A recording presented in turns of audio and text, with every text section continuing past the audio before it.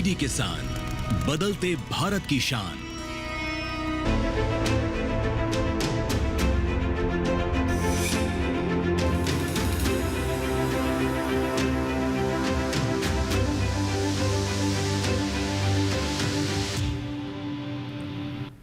नमस्कार, आप देख रहे हैं दूरदर्शन किसान। मौसम खबर में आप सभी का स्वागत है। मैं हूं मोनालिसा। मौसम खबर में बताएंगे आपको मौसम पूर्वानुमान, पर्यटन पूर्वानुमान के बारे में, इसके साथ ही वायु की गुणवत्ता, तापमान का हाल भी आपको बताएंगे। लेकिन आइए मौसम खबर की शुरुआत करते हैं बड़ी खबरों के साथ। मौसम से जुड़ी हुई 5 बड़ी खबरें हम आपको सबसे पहले बताते हैं और उसमें बात करेंगे तटीय आंध्र प्रदेश की, जहां पर कहीं कहीं मूसलाधार बारिश का अंदेशा जताया जा रहा है आने वाले 24 घंटों के दौरान। वही तेलंगाना की अगर बात करें तो यहां पर भी जमकर बरसात के आसार कहीं कहीं नजर आ रहे हैं। आगे बढ़ते हैं, ओडिशा का रुख कर लेते हैं। कुछ हिस्सों में ओडिशा में भी भारी बारिश की संभावना बनती हुई नजर आ रही है। इसके साथ ही छत्तीसगढ़ की बात करें तो कहीं कहीं पर तेज हवाएं चलने के साथ ही यहां पर भारी बारिश के आसार भी नजर आ रहे हैं। आगे बढ़ते कर्नाटक की बात करते हैं। तटीय इलाकों में तेज हवाएं चल सकती है, साथ ही बारिश का भी अनुमान जताया जा रहा है। तो ये तो जाना अपने 5 बड़ी खबरों के बारे में। आइए अब जान लेते हैं कि देश के वो कौन से हिस्से हैं जहां पर भारी बारिश या तेज हवाओं के कारण लोगों को सतर्क रहने की जरूरत है। भारत मौसम विज्ञान विभाग के लिए की तरफ से कैसी चेतावनी किन इलाकों के लिए जारी की गई है, और ये सभी जानकारी हमें देगी AI anchor Bhumi.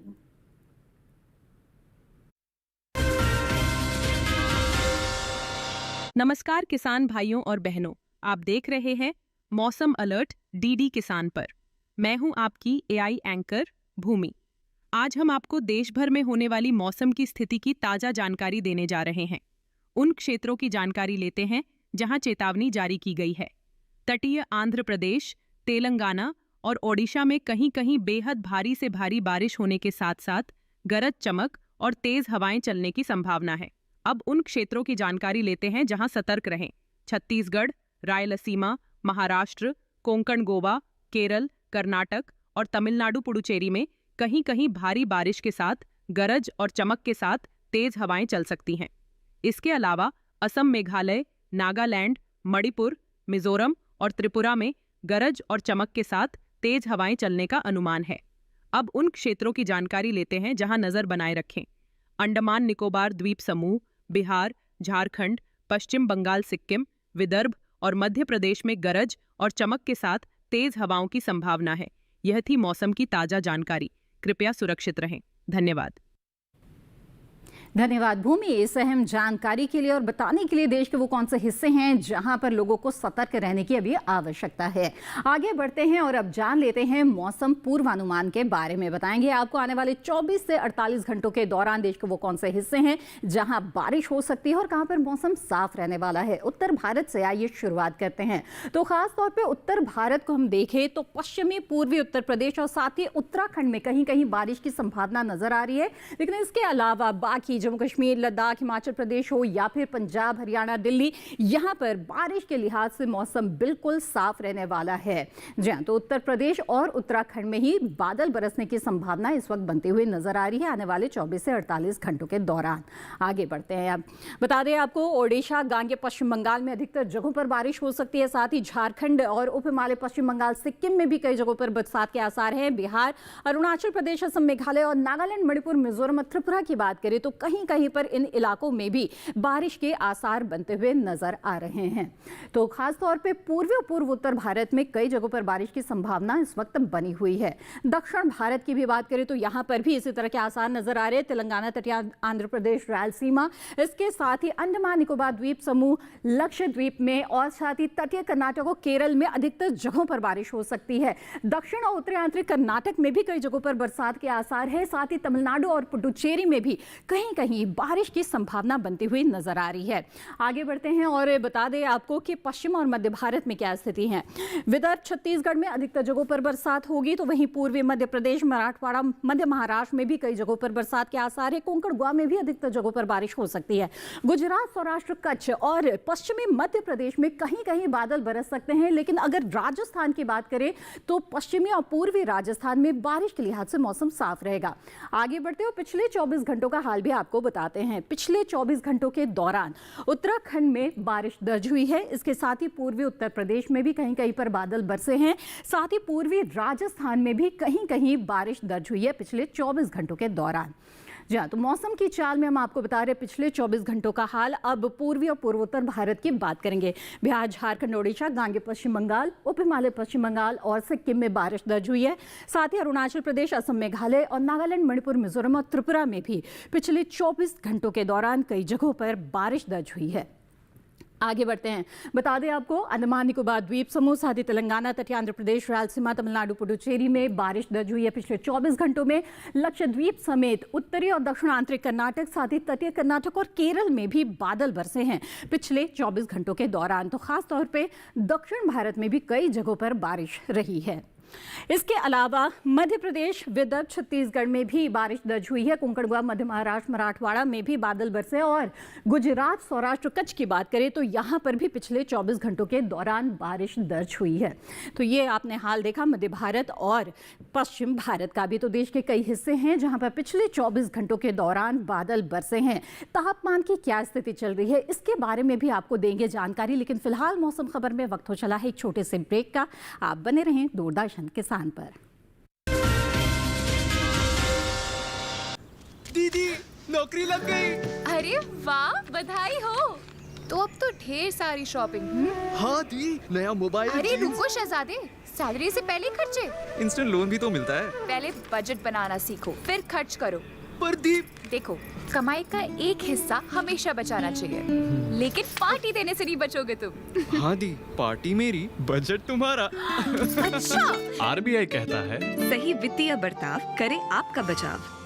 A golden opportunity for those making outstanding contributions to animal husbandry. The National Gopal Ratna Award 2025 will honor dairy farmers, AI technicians and dairy cooperative societies nationwide for adopting innovative technological practices. Selections will be made in 3 categories: dairy farmer, dairy cooperative and AI technician. Special awards will be given to winners from the Northeast region and Himalayan states in each category to encourage and promote dairy development activities. Apply now. The application window is open from August 15 to September 30th, 2025. Visit www.awards.gov.in or your nearest common service center to submit your nomination. Celebrate your hard work with a national award. Break के बाद आप सभी का फिर से स्वागत है। आप देख रहे हैं मौसम खबर। आइए मौसम खबर में अब आगे बढ़ते हैं और जानते हैं तापमान की स्थिति के बारे में। देश में अधिकतम और न्यूनतम तापमान का क्या हाल चल रहा है, खासतौर पे वो कौन सी जगह हैं जहां पर तापमान में बढ़ोतरी सामान्य की तुलना में दिख रही है, ये सब हम आपको बताएंगे तापमान का हाल सेगमेंट में। और पहले बात करेंगे अधिकतम तापमान की। तो आपको बता दें कि हिमाचल प्रदेश और इसके साथ ही अगर जम्मू कश्मीर की बात करें तो सामान्य की तुलना में 5 डिग्री सेल्सियस ज़्यादा अधिकतम तापमान यहाँ पर भी दिन दर्ज हुआ है। इसके साथ ही बात करते हैं अब पंजाब, हरियाणा, दिल्ली की। यहाँ पर भी सामान्य की तुलना में 1 से 3 डिग्री सेल्सियस ज़्यादा अधिकतम तापमान मापा गया, यानी कि जो दिन का तापमान है उसमें बढ़ोतरी इन क्षेत्रों में इस वक्त दिख रही है। आगे बढ़ते हैं। बता दें आपको पश्चिमी और पूर्वी उत्तर प्रदेश और इसके साथ ही बिहार में सामान्य के मुकाबले 3 से 5 डिग्री सेल्सियस ज़्यादा रहा है अधिकतम तापमान। आगे बढ़ेंगे अब और बाकी हिस्सों का भी रुख कर लेते हैं। ओडिशा की बात कर लेते हैं जहां पर सामान्य के मुकाबले 5 डिग्री सेल्सियस ज़्यादा अधिकतम तापमान रहा, यानी कि दिन के तापमान में बढ़ोतरी ओडिशा में भी दिखी है। और इसके अलावा असम, मेघालय, उप हिमालय पश्चिम बंगाल और सिक्किम का रुख करें तो यहाँ पर भी सामान्य की तुलना में 5 डिग्री सेल्सियस की वृद्धि अधिकतम तापमान में देखी जा रही है। आगे बढ़ते हैं। बता दें आपको कि पश्चिमी राजस्थान के श्री गंगानगर में 38.8 डिग्री सेल्सियस रहा अधिकतम तापमान, जो कि मैदानी इलाकों में सबसे ज़्यादा तापमान है। अब बात करेंगे न्यूनतम तापमान की। तो जम्मू कश्मीर में सामान्य के मुकाबले 5 डिग्री सेल्सियस ज़्यादा न्यूनतम तापमान भी दर्ज हुआ है, यानी कि दिन के और रात के दोनों के तापमान में इजाफा 5 डिग्री का यहाँ पर दिख रहा है। इसके साथ ही पंजाब, हरियाणा, दिल्ली का रुख करें तो यहाँ पर भी सामान्य के मुकाबले 3 से 5 डिग्री सेल्सियस की वृद्धि न्यूनतम तापमान में देखी जा रही है। रात के तापमान में यहाँ पर भी इजाफा दिख रहा है। हिमाचल प्रदेश की बात करें तो यहाँ पर भी सामान्य के मुकाबले 5 डिग्री सेल्सियस ज़्यादा रहा है न्यूनतम तापमान। आइए आगे बढ़ते हैं और उत्तर प्रदेश की बात करते हैं। पश्चिमी और पूर्वी उत्तर प्रदेश, यहाँ पर भी सामान्य के मुकाबले 5 डिग्री सेल्सियस ज़्यादा न्यूनतम तापमान दर्ज किया गया। वहीं असम मेघालय का रुख करें तो यहाँ पर भी और ऐसे ही हालात नजर आ रहे हैं और सामान्य की तुलना में 5 डिग्री सेल्सियस ज़्यादा न्यूनतम तापमान यहाँ पर भी दर्ज हुआ है। पूर्वी मध्य प्रदेश में सामान्य के मुकाबले 3 से 5 डिग्री सेल्सियस की वृद्धि न्यूनतम तापमान में दर्ज की गई है। तो यहाँ पर भी रात के तापमान में बढ़ोतरी दिख रही है। आगे बढ़ते हैं, बता दें आपको मध्य महाराष्ट्र के जेऊर में 17 डिग्री सेल्सियस रहा है न्यूनतम तापमान, जो कि मैदानी इलाकों में सबसे कम तापमान है। तो जाना आपने कि मैदानी इलाकों में सबसे ज्यादा और कम तापमान की स्थिति कहाँ पर रही है। आइए अब देश के सभी अहम शहरों पर नजर डाल लेते हैं और देखते हैं कि बीते दिन यहाँ पर तापमान का क्या हाल रहा।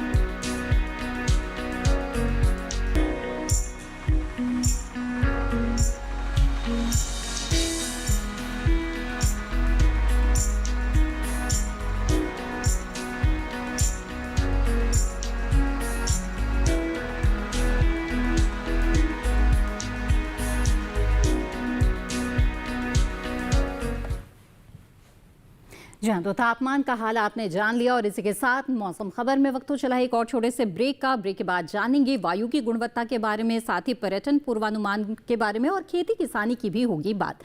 बने रहें हमारे साथ।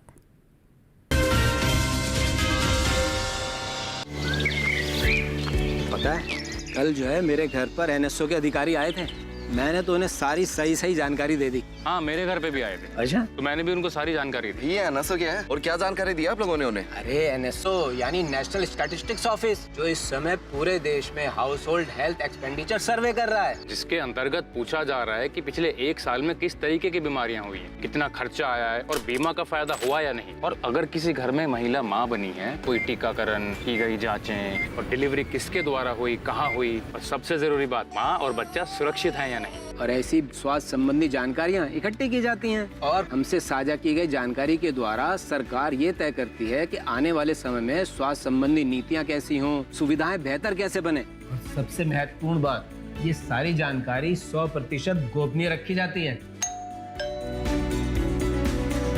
हमने तो अपनी जिम्मेदारियां निभा दी, अब बारी है आपकी।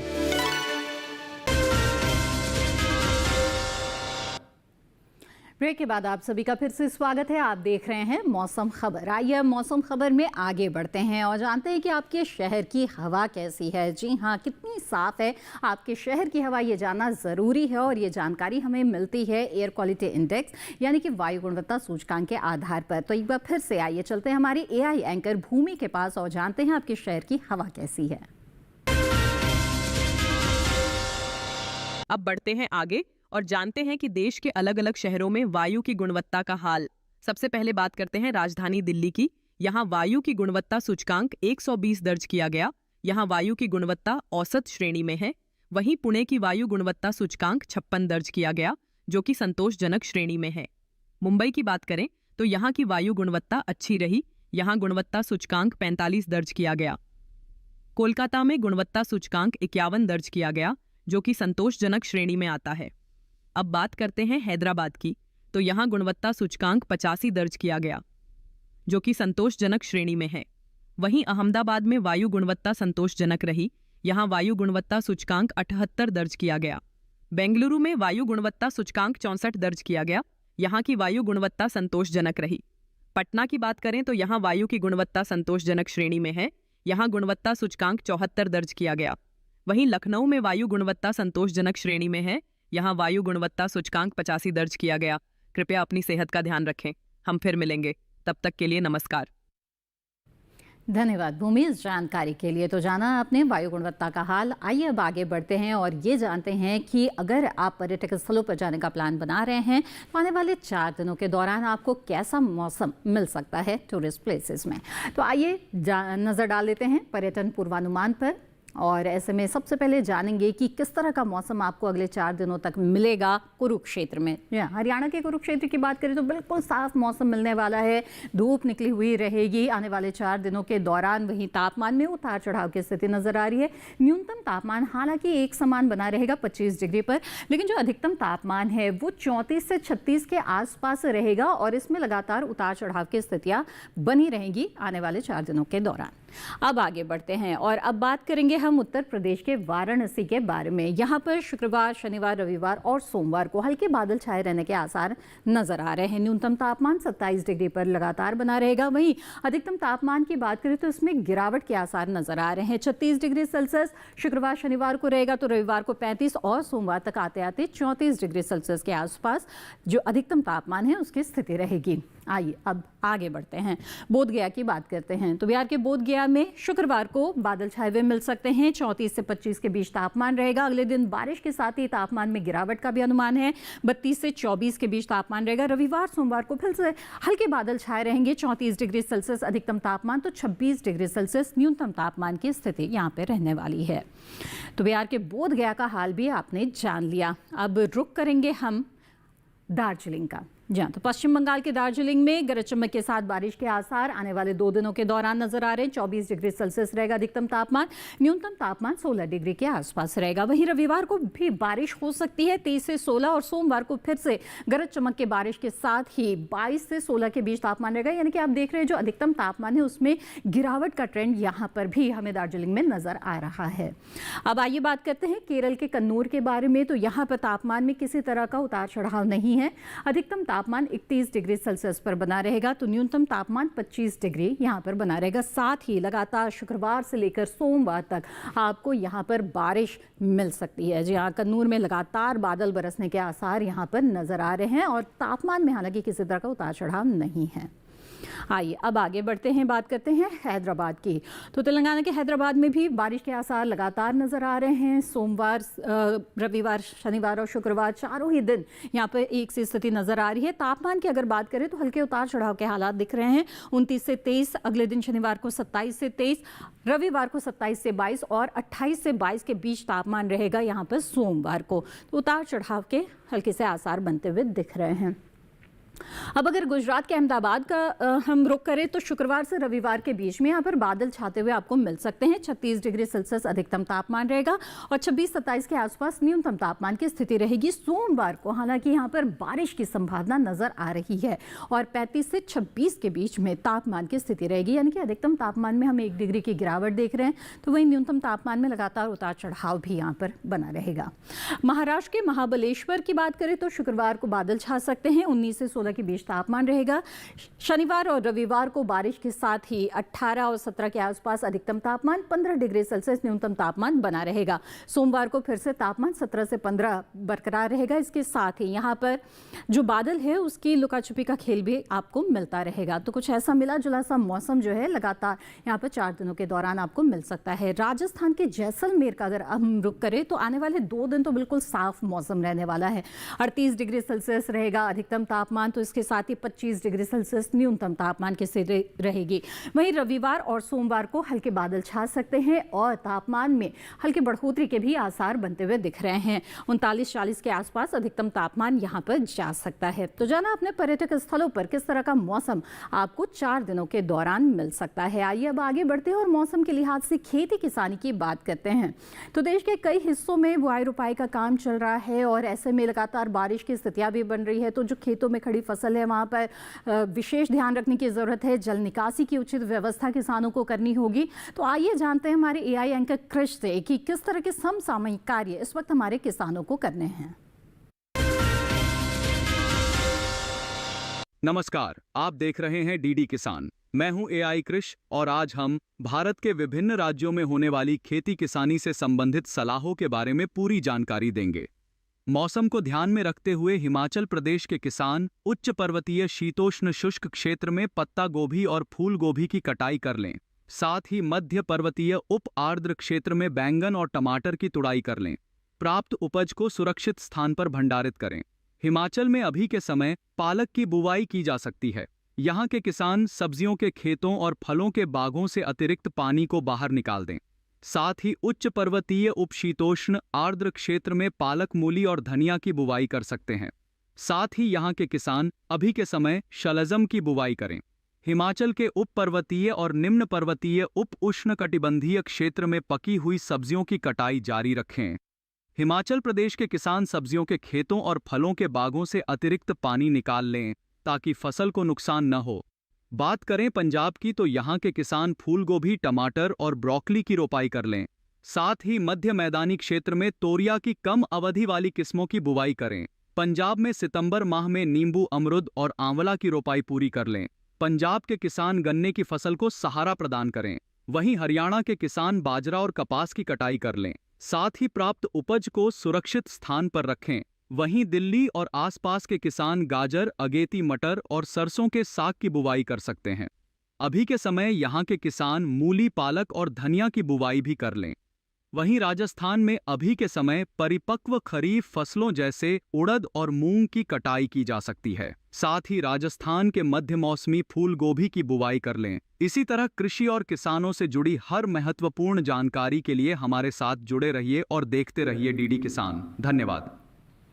धन्यवाद कृष, इस अहम जानकारी के लिए। तो हिमाचल प्रदेश, पंजाब, राजस्थान जैसे अलग अलग राज्यों में किसानों को इस वक्त किस तरह के समसामयिक कार्य करने चाहिए, ये सब आपने जाना। आइए अब आगे बढ़ते हैं और बात करते हैं आज की फसल की, जो कि है ब्रोकली, और आम भाषा में लोग इसे हरी गोभी भी कहते हैं। जो खान पान की आदतें हैं लोगों की जैसे जैसे बदल रही है, वैसे ही ब्रोकली की जो मांग है बाजार में वो भी बढ़ती जा रही है। ऐसे में ब्रोकली की व्यावसायिक खेती आपको अच्छा खासा मुनाफा दिला सकती है। ब्रोकली की अच्छी पैदावार हासिल करने के लिए आपको किन बातों का ध्यान रखना चाहिए, आइए जानते हैं इस रिपोर्ट के जरिए।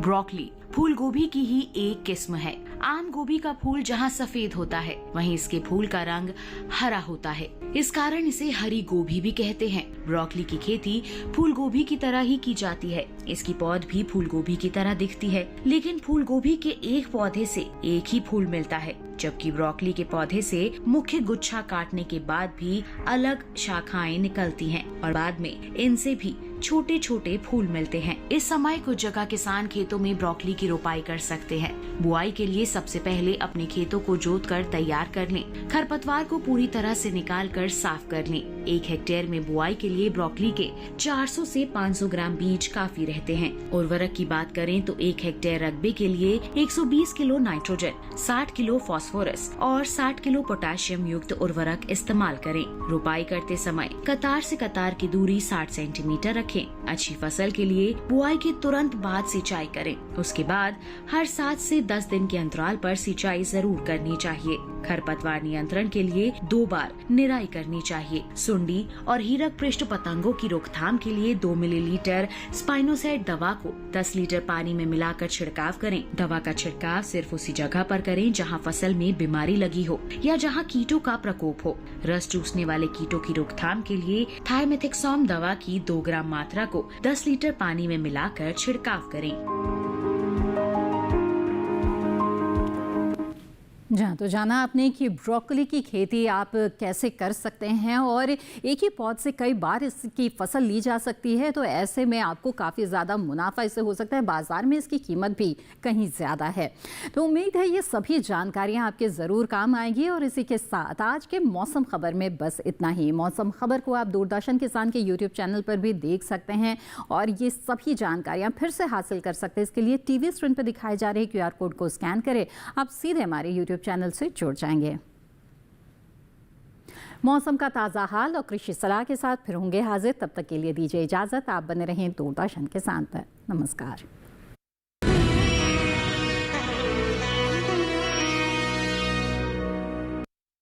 हम उस कमोडिटी की बात करेंगे जिसको कभी गरीबों का अनाज कहा जाता था, लेकिन आज की तारीख में दुनिया के अंदर इसे सुपर फूड की संज्ञा दी गई। 2030 तक मिलेट का बाजार कितना बड़ा हो सकता है? मुझे लग रहा है कि ये 2030 तक जो अभी स्थिति है उससे 2 गुना पहुंच सकता है। अगर फास्ट फूड भी मिलेट बेस्ड बना दिया जाए, जो हेल्थ इंडस्ट्री में टारगेट किया जाए, स्पेशली चाइल्ड और एज्ड लोगों के लिए, तो ये बहुत ही बड़ा अच्छा कदम होगा। फार्मर की इनकम मिलेट में कहां पर इंक्रीज होती हुई दिखाई दे रही है?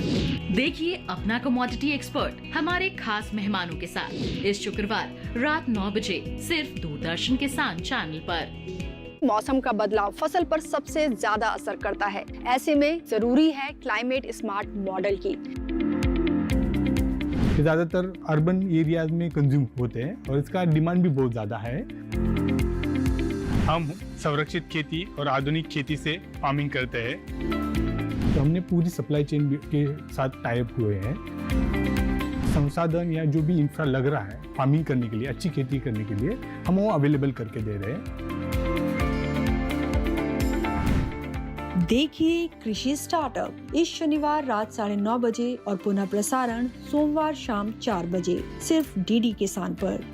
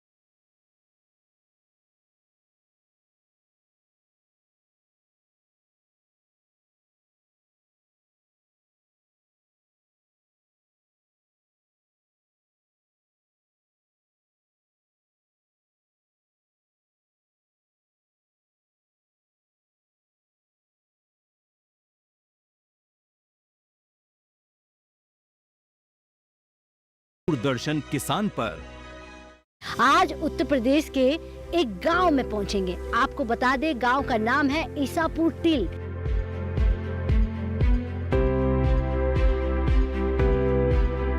हम बात करेंगे फार्मर प्रोड्यूसर कंपनी कि भारत सरकार ने जिस तरह 10,000 एफपीओ बनाने का जो संकल्प लिया था, क्या हमारा ये गांव भी उस संकल्प के साथ जुड़ा या नहीं।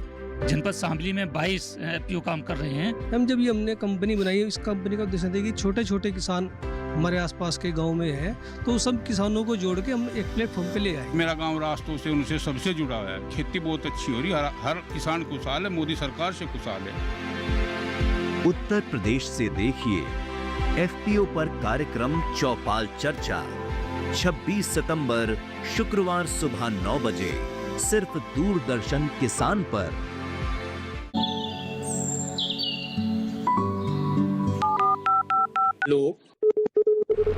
कार्यक्रम के पहले कॉलर जुड़ के हम इस बीच हमारे पास कुछ ईमेल्स भी आए हैं। सवाल पूछिए अपना। में जो मकान पैदा करेंगे इनमें कौन सी सावधानी बरतनी है? गर्म इलाकों के लिए आप HRM 99 इनसे आप कुछ फल ले सकते हैं। जैस्मीन के पेड़ पे जैस्मीन उसको पूरी खुली धूप चाहिए। फसल में कीट लगा हो या कोई बीमारी, पशुपालन में हो कोई दिक्कत या चाहिए कोई जानकारी, फोन उठाइए, नंबर मिलाइए और कहें हेलो किसान। सोमवार, बुधवार और शुक्रवार शाम 6 से 7 बजे सिर्फ डीडी किसान पर। किस फसल की क्या है चाल, किस मंडी का क्या है हाल, उतरते चढ़ते भाव का असर, आयात निर्यात का क्या है असर, कैसा रहेगा आगे बाजार, बताएंगे मंडियों के जानकार। देखिए मंडी खबर सोमवार से शनिवार शाम 5 बजे सिर्फ दूरदर्शन किसान चैनल पर। देव, कल तुम मेरे ऑफिस आओगे। मैं इनकी आवाज सुनना चाहती हूँ। देव सर प्लीज मुझसे बात कीजिए ना। ये देवांचल की प्रेम कथा सोमवार से शुक्रवार रात 9 बजे, पुनः प्रसारण सुबह 11:30 बजे डीडी नेशनल पर।